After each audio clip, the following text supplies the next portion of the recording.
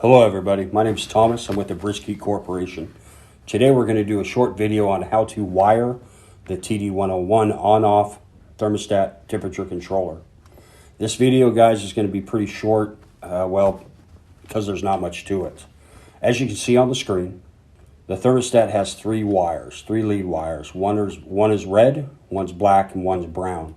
So in this picture, you can see how the red wire goes to one of the power input legs. The black wire goes to one of the power output legs, which will be your heater.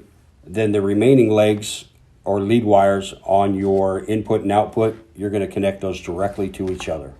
Last but not least, we're going to either cap off this brown wire or hook it up to an alarm of some sort. And we'll hit that at the very end of the video.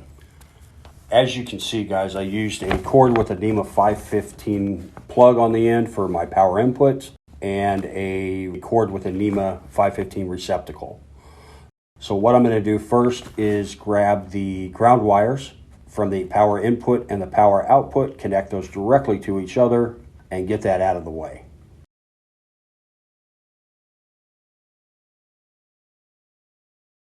From there, I'm going to grab one of the lead wires from my power input and one from the power output, and I'll connect them directly to each other. For this video, I chose to use the black wires, and then I get that out of the way as well. So what's remaining is power input, a white lead wire, power output, white lead wire. And what I'm going to start with now is I'm going to grab the red wire from the thermostat, and I'm going to connect it to the power input wire directly. From there, I've got a power output lead wire. I'm going to connect it directly to the black wire from the thermostat. And all that's left is that brown wire. And again, we'll address that a little later. So I'm going to trace everything real quick. I've got one lead going directly to the thermostat's red wire. Power input, I've got the second lead going directly to a output wire, lead wire, excuse me. And the remaining ground wire for power input is connected directly to the ground wire for the power input. And lastly, power output, we have one lead wire going directly to the black wire on the thermostat itself. Now let's talk about that brown wire.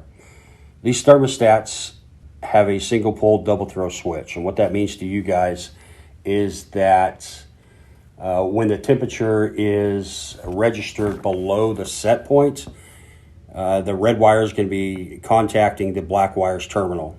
Once that set point is reached, the red wire circuit will break circuit to the black wire terminal and go to the brown wire's terminal.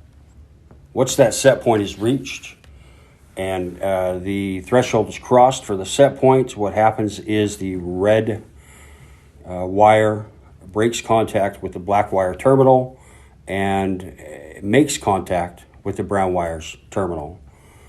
So that brown wire at that point will be live and energized. A lot of customers either hook it up to an audible alarm or just a red indicator light or a visual alarm of some sort. But again, guys, you don't have to use it at all. You can cap it off. And if you want to hook up that alarm, guys, here's how to wire it.